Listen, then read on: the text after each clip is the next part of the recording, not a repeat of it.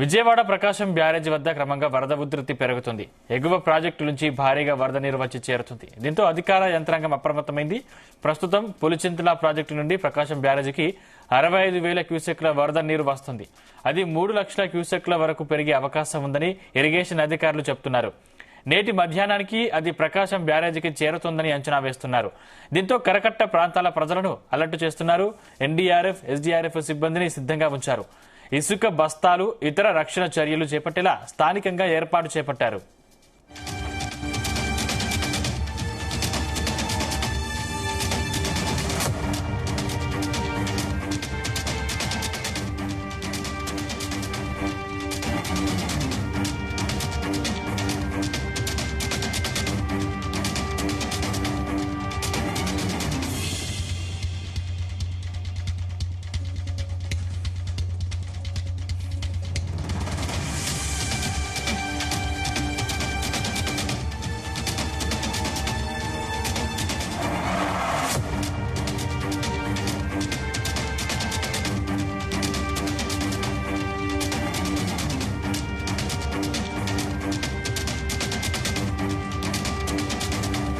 విజయవాడ ప్రకాశం బ్యారేజీ వద్ద క్రమంగా వరద ఉధృతి పెరుగుతుంది.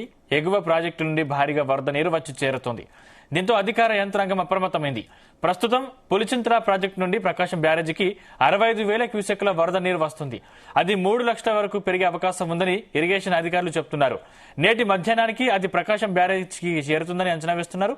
దీంతో కరకట్ట ప్రాంతాల ప్రజలను అలర్ట్ చేస్తున్నారు. ఎన్డీఆర్ఎఫ్, ఎస్డీఆర్ఎఫ్ సిబ్బందిని సిద్ధంగా ఉంచారు. ఇసుక బస్తాలు, ఇతర రక్షణ చర్యలు చేపట్టేలా స్థానికంగా ఏర్పాటు చేపట్టారు అధికారులు.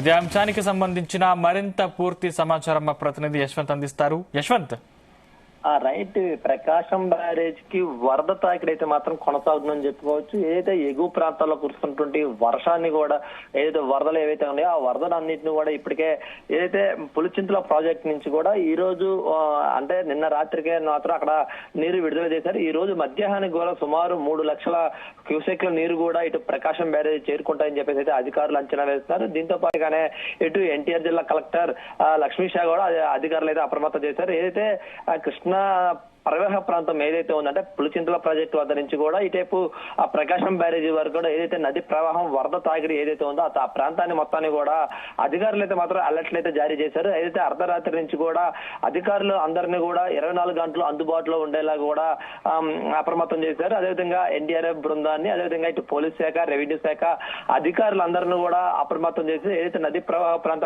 ప్రజలు అందరినీ కూడా అలర్ట్ చేసి వరద తాకిడి ఎప్పుడైతే అధికంగా ఉంటుందో ఆ ప్రాంతాన్ని కూడా రక్షణ చర్యలు చేపట్టేలా కూడా తగు జాగ్రత్తలు అయితే చేపట్టారు. అదేవిధంగా వరద ప్రవాహాన్ని బట్టి కూడా ప్రకాశం బ్యారేజ్ నుంచి కూడా నీరు కిందకి విడుదల చేసేలా కూడా అన్ని సహాయ చర్యలు అయితే చేపట్టారు. అదేవిధంగా ముందస్తు ఊహలను కూడా ఆ అధికారులు అయితే చూపెట్టారు. అదేవిధంగా ఏదైతే వరద తాకిడి పెద్ద ఎత్తున ఉంటే కనుక దాని తగ్గట్టుగానే ప్రకాశం బ్యారేజ్ నుంచి కూడా సముద్రంలోకి నీరు విడుదల చేసేలా కూడా చర్యలు అయితే చేపట్టారని చెప్పుకోవచ్చు. ఇప్పటికైతే మాత్రం ఈ వరద తాకిడి ఈ రోజు మధ్యాహ్నానికి 1 లేదా 2 ప్రాంతానికి ప్రకాశం బ్యారేజ్ కి వరద తాకిడి తాగే అవకాశం ఉందని చెప్పేసి మాత్రం ఇటు అధికారులు చెప్తున్నారు. అదేవిధంగా జలవనరుల శాఖ అధికారులు కూడా అంచనాలు వేస్తున్నారు. ఏదైతే ఈ వరద 3 లక్షల క్యూసెక్ల నీరు కనుక ఇటు బ్యారేజీ చేరితే కనుక ప్రమాదం జరిగే అవకాశం ఉన్న ప్రాంతాలు ఏదైతే ఉన్నాయో ఏదైతే ఈ నది ప్రవాహ అంటే కరకట్ట ప్రాంతంలో ఉన్నటువంటి ప్రజల అందరినీ కూడా అప్రమత్తం చేసి ఆ ప్రాంతాన్ని ఖాళీ చేసేలా కూడా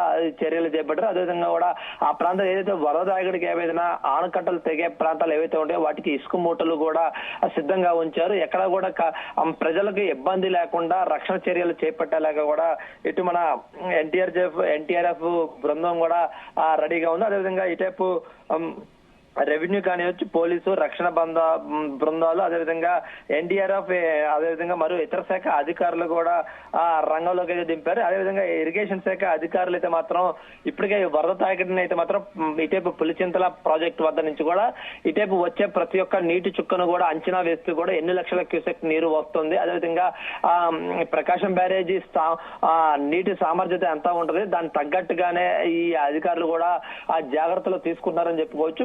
అయితే మరికొన్ని గంటలు అయితే మాత్రం ఈ వరద కూడా ప్రకాశం బ్యారేజ్ చేరుకుంటుంది. దీంతోనే ఈ అధికారులు అందరూ కూడా అప్రమత్తతో కూడా ప్రజలకు ఎలాంటి ఇబ్బందులు లేకుండా చేపట్టారు. అదేవిధంగా ఇప్పటికే కూడా ఇటేపు ప్రకాశం బ్యారేజ్ సమీపంలో ఉన్నటువంటి ఏదైతే భవానీ దీపం ఐలాండ్ ఉందో ఆ సమీపంలో ఉన్నటువంటి బోట్లు అన్నింటిని కూడా అధికారులు అయితే నిలుపుదల చేశారు. అదేవిధంగా ఇటేపు జగ్గయ్యపేట సమీపంలో ఉన్నటువంటి బోటింగ్లు ఏవైతే ఉన్నాయో అదేవిధంగా చంద్రలపాడు సమీపంలో ఉన్నటువంటి బోటింగ్లు అన్నింటిని కూడా ఆ సంబంధిత శాఖ మండల రెవెన్యూ అధికారులు అదేవిధంగా ఎవరిని కూడా ఈతగాళ్ళని గజీతగాళ్ళని కానీ వచ్చి చేపల వేటకి వెళ్లే వారిని కూడా ఎవరు కూడా చేపల వేటకి వెళ్ళనీయకుండా నిషేధం అయితే జారీ చేశారు. అర్ధరాత్రి నుంచి కూడా అధికారులని ఆ ప్రాంతాలకు అయితే పంపించి అక్కడ ఉన్నటువంటి ఏవైతే బోట్లు నడిపేవారంటే వాళ్ళందరినీ కూడా అంటే నదిలోకి వెళ్లకుండా కూడా నిలుపుదల చేశారు. అయితే ఈ వరద తాకిడి తగ్గేంత వరకు కూడా ఎవరిని కూడా అటేపు చేపల వేట కానివచ్చు పడవలు వేసుకొని కూడా చేపల వేట కూడా వెళ్ళకుండా అయితే అధికారులు అయితే నిషేధించారు. కానీ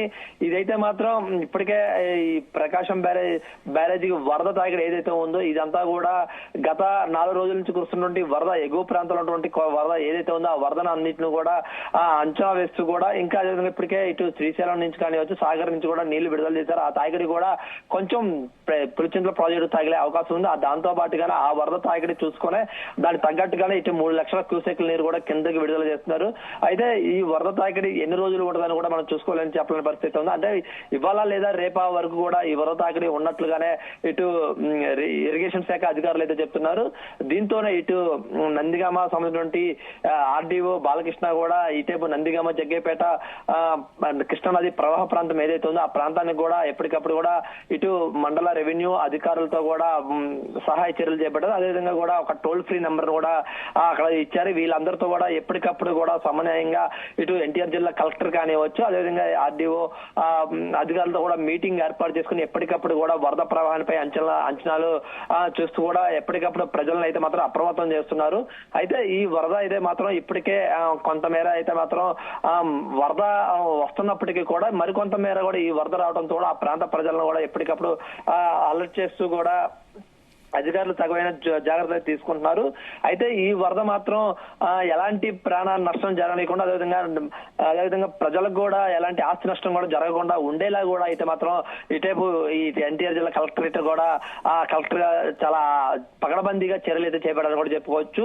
అయితే ఈ వరద మాత్రం మరికొంత అంటే ఈ రోజు మధ్యాహ్నానికి కూడా పెద్ద ఎత్తున వచ్చే అవకాశం ఉన్నట్లుగా తెలుస్తుంది. అయితే 3 లక్షల క్యూసెక్ నీరును కూడా ఈ ప్రకాశం బ్యారేజ్ లో స్టోరేజ్ ఎంతవరకు ఉంచుకోవాలి అంతవరకు నిలుపుదల చేసుకుని మిగతా నీరు అంతా కూడా ఇటేపు కిందగా వదిలే అవకాశం ఉన్నట్లుగా తెలుస్తుంది. అదేవిధంగా ఇప్పటికే ఇటేపు కరకట్ట ప్రాంతం ఏదైతే ఉందో సీఎం నివాసం ఇంటి కానివచ్చు అదేవిధంగా ఆ ప్రాంతంలో ఉన్నటువంటి ఈ ఏదైతే నివాసాలు ఉన్నారో వాళ్ళందరినీ కూడా తక్షణమే సురక్షిత ప్రాంతాలకు కూడా తరలించి వాళ్ళకి ఒక వసతి కేంద్రాలు కూడా ఏర్పాటు చేశారు. వాళ్ళకి ఎప్పటికప్పుడు కూడా కావాల్సినటువంటి ఫుడ్ కానివచ్చు అదేవిధంగా కట్టుబట్టలు కూడా నివాసం పడుకునేటందుకు కూడా ఆ రాత్రి నుంచి కూడా నిన్న సాయంత్రం 5 గంటల నుంచి కూడా అక్కడ సురక్షితమైన ప్రాంతానికి కూడా తరలించి వాళ్ళందరికీ కూడా అన్ని విధాలుగా ఉదయం పూట అల్పాహారం నుంచి మధ్యాహ్నం భోజనం సాయంత్రం కూడా భోజన వసతులు కూడా అన్ని కూడా ఎన్టీఆర్ జిల్లా కలెక్టరేట్ కూడా ఇటు ప్రభుత్వం సహాయ చర్యలతో కూడా అన్ని ఏర్పాట్లు చేపిస్తున్నట్లుగానే ఇటు కలెక్టర్ కూడా తెలిపిన పరిస్థితి కూడా ఉందని కూడా చెప్పుకోవచ్చు. మన సార్ యశ్వంత్ అంటే ముఖ్యంగా వరద ప్రవాహం పెరిగితే అక్కడ పంట పొలాల పరిస్థితి ఏంటి? రైట్ ఇప్పటికే ఈ ఏదైతే వరద ప్రవాహం ఏదైతే ఉందో ఏదైతే నది ప్రవాహ ప్రాంతంలో ఉన్నటువంటి వరద వస్తే కనుక పంట పొలాలు కూడా జాగ్రత్తలు చేపట్టేలాగా ఉన్నారు. కరకట్టలు అయితే నది ప్రవాహ ప్రాంతంలో ఉన్నటువంటి అదే పంట పొలాల ప్రాంతంలో ఉన్నటువంటి ఆనకట్టలు తెగకుండా కూడా ఇసుక మూటలు కూడా ఎప్పటికప్పుడు రెడీ చేసి అయితే ఉంచారు. ఎక్కడా కూడా ఈ వరదని ముందస్తుగానే అంచనా వేసి ఎలాంటి ఇబ్బందులు తలెత్తకుండా అంటే రైతులకు కూడా ఎలాంటి నష్టం వాటిల్లకుండా ఉండేలాగే పకడ్బందీ చర్యలు అయితే చేపట్టని చెప్పుకోవచ్చు. అదేవిధంగా ఏదైతే ఈ నది ప్రవాహం ప్రాంతంలో ఉన్నటువంటి పంటలు ఏవైతే ఉన్నాయో అంటే దానికి ఈ వరద ప్రవాహానికి ఎక్కి ఆ పంట పొడే ఆ విధంగా లేకుండా ఉదయంగా ఇసుక మూటలు కూడా రెడీ చేసి ఆ అడ్డుక ఆనకట్టలాగా వేశారని చెప్పుకోవచ్చు. అదేవిధంగా నది ప్రవాహం ఏదైతే ఉందో దాన్ని కూడా ఎక్కడ కూడా ఇబ్బందులు లేకుండానే ఒక అధికారులు కూడా అంచనా వేసుకొని నీరును కూడా విడుదల చేస్తారని చెప్పుకోవచ్చు. అదేవిధంగా ఇప్పటికైతే పైనుంచి ఎగువ నుంచి ఎంతైతే వరద వస్తుందో అంతగానే ఆ వరద నీటిని మళ్ళీ ప్రకాశం బ్యారేజ్ స్టోర్ చేసే విధంగా అదేవిధంగా ఇప్పుడు ఉన్నటువంటి ప్రకాశం బ్యారేజ్ నీరు కూడా ముందస్తుగా ముందుగానే విడుదల చేసి ముందు పంపిస్తారు. అంటే ఇక్కడ ఒక అంచనాప్రదంగా అంటే ఎక్కడ కూడా ప్రమాదాలు జరగకుండా ఏదైతే నష్టం వాటిల్లకుండా ఉండేలాగానే ఒక కార్యరచన అయితే కూడా రూపొందించారు. ఆ విధంగానే కూడా ఈ నీరును కూడా విడుదల చేస్తారని చెప్పుకోవచ్చు. అంటే నిన్న సాయంత్రానికే ఎగువ నుంచి వస్తున్నానని అంచనా వేశారు. అదేవిధంగా పులిచింతల నుంచి కూడా నీరు కిందకి విడుదల చేయడానికి ముందుగానే ఇక్కడ కూడా అధికారులు అప్రమత్తమని చెప్పుకోవచ్చు. ఇటు ఏదైతే ముత్యాల నుంచి కూడా ఇటేపు చంద్రలపాడు అదేవిధంగా కృష్ణానది వరకు కూడా ఎక్కడా కూడా ఎలాంటి పంట నష్టం కాదు కదా, ప్రజలకు కూడా ఎలాంటి నష్టం వాటిల్లకుండా ఉండేలాగానే అధికారులు అయితే మాత్రం ఆ చర్యలు అయితే చేపట్టాలని చెప్పుకోవచ్చు. దీంతో పాటుగా ఎన్డీఆర్ఎఫ్ బృందాలు కానివచ్చు, ఆ వివిధ శాఖ అధికారులను కూడా అయితే రంగంలోకి అయితే దింపారని చెప్పుకోవచ్చు. ఎక్కడా కూడా ఇటు ప్రాణ నష్టం కానివచ్చు, పంట నష్టం కూడా జరగకుండా గానే ఒక కార్యాచరణ రూపొందించి అన్ని కూడా తగు జాగ్రత్తలు తీసుకొని అయితే ఈ నీరుని కూడా కిందకి విడుదల చేస్తారని కూడా చెప్పుకోవచ్చు. Right, thank you Yashwant.